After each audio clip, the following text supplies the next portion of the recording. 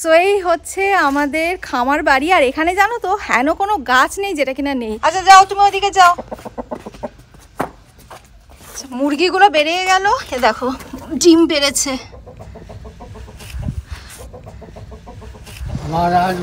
আসবো, তুমি সাবধানে থাকবে। টাটা দাদু, টাটা।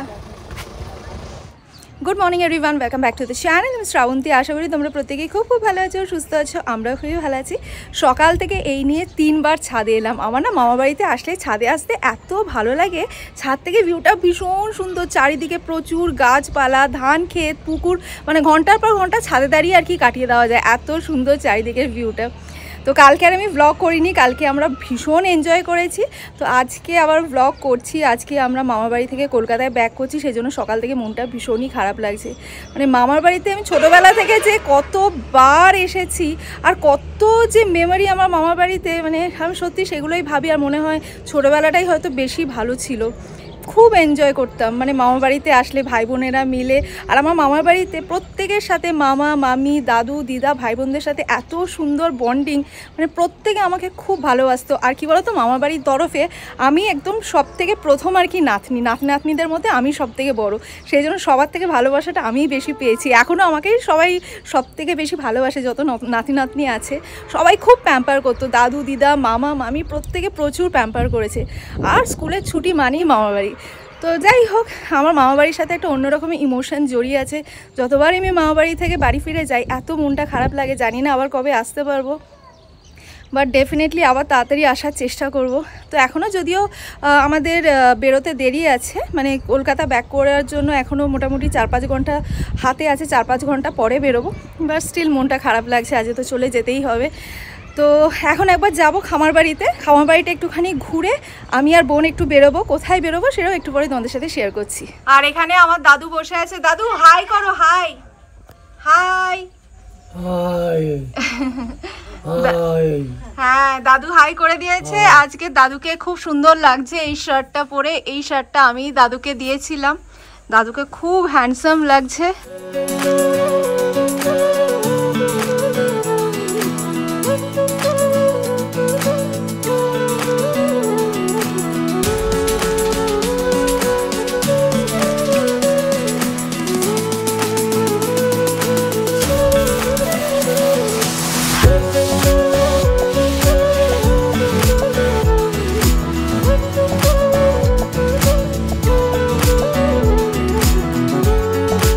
সো এই হচ্ছে আমাদের খামার বাড়ি। আর এখানে জানো তো হেন কোনো গাছ নেই যেটা কিনা নেই।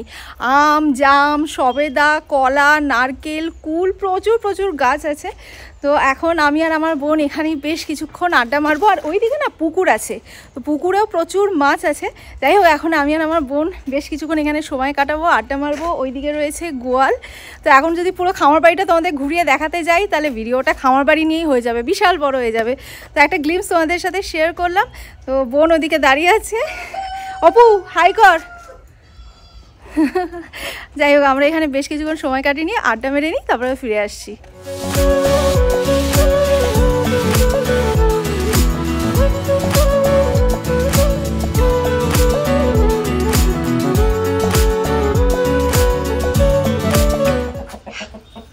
আর এই দেখো আমাদের মোরগ আর মুরগি,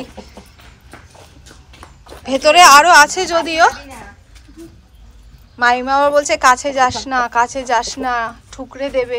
আচ্ছা যাও, তুমি ওদিকে যাও। মুরগিগুলো বেরিয়ে গেল, এ দেখো ডিম পেড়েছে। তো আমি আর অপু এখন যাচ্ছি মিষ্টির দোকানে। আমাদের এখনও ব্রেকফাস্ট হয়নি। তো আমি ভীষণ গরম রসগোল্লা খেতে ভালোবাসি। মামা বাড়িতে আসলে একটা দিন আমি আর অপু যাই, গিয়ে দোকানে বসে গরম রসগোল্লা খাই। তো এখন আমি আর অপু যাচ্ছি গরম রসগোল্লা খেতে। রসগোল্লার কথা বলছি আর জিভে জল চলে আসছে। এই দেখো এখানে গুড়ের রসগোল্লা তৈরি হচ্ছে, একেবারে নতুন গুড়ের রসগোল্লা। দাদা একটু দেখান রসগোল্লাগুলো। আহা পুরো গরম রসগোল্লা, আমার তো পুরো জিভে জল আসছে। আর এইদিকে সাদা রসগোল্লা বানানো হয়েছে, এটাও গরম। বাট আমি আজকে এসেছি একদম গরম গুড়ের রসগোল্লা খাবো।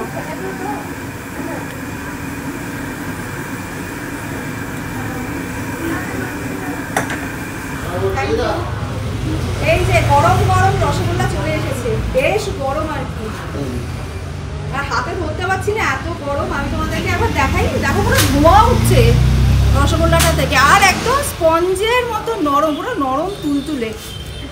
যাই হোক, আর সময় নষ্ট করে লাভ নেই, বুঝতেই পারছো, জিভে জল চলে আসছে।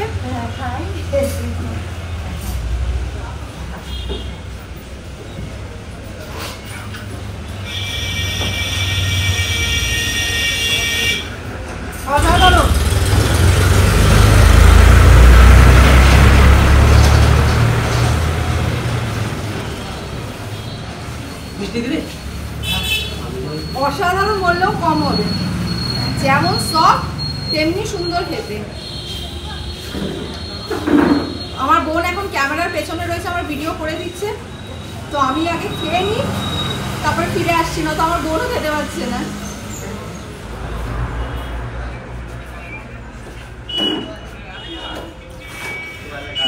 কেমন লাগছে অপু তোর বাড়ির রসগোল্লা? তোর বাড়ি কেন বলছে, তোর বাড়ির দোকানের রসগোল্লা দারুণ না খেতে?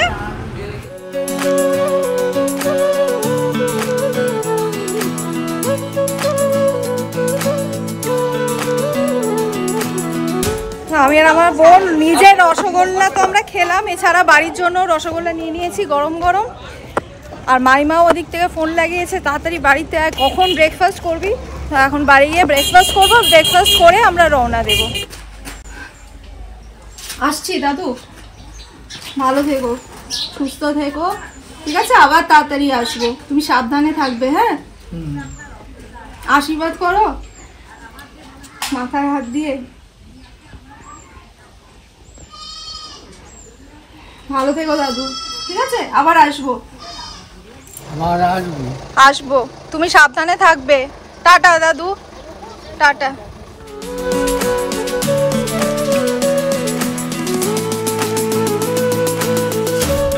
দাদু আসছি, ডান দিকে আসছি, টাটা।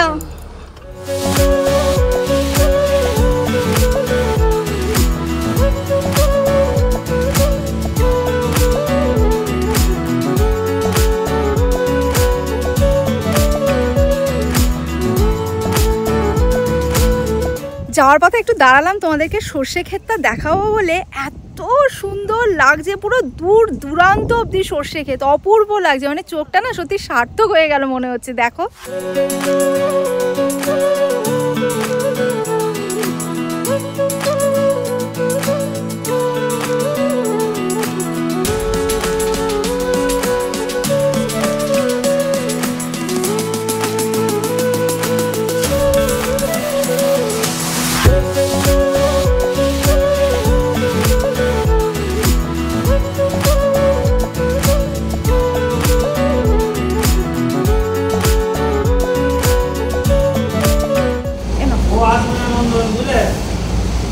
ডাবটা নাও। তো আমরা সত্যি করে এসে একটুখানি দাঁড়িয়েছিলাম, রবিন এখান থেকে ল্যাংচা নেবে বলেছিল, ওকে ল্যাংচা কিনে দিলাম। আমরা কেউ ল্যাংচা নিচ্ছি না,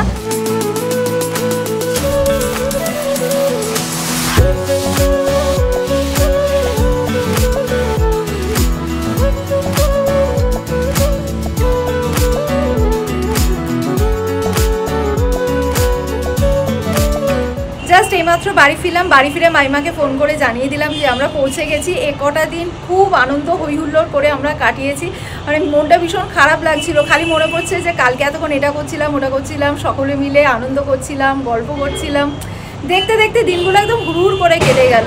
যাই হোক, আবার খুব শিগগিরই মামা বাড়ি যাব।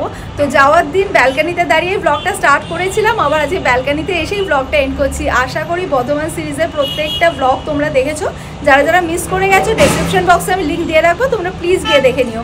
তো চলো আজকে ব্লগটা এই পর্যন্তই রাখছি। যদি আজকে ব্লগটা তোমাদের ভালো লেগে থাকে লাইক করো, কমেন্ট করো, ফ্রেন্ডস অ্যান্ড ফ্যামিলি সকলের সাথে শেয়ার করো, আর স্মাইল কিডস ব্লগসের ফেসবুক পেজটা প্লিজ ফলো করে নিও। Thanks for watching and by.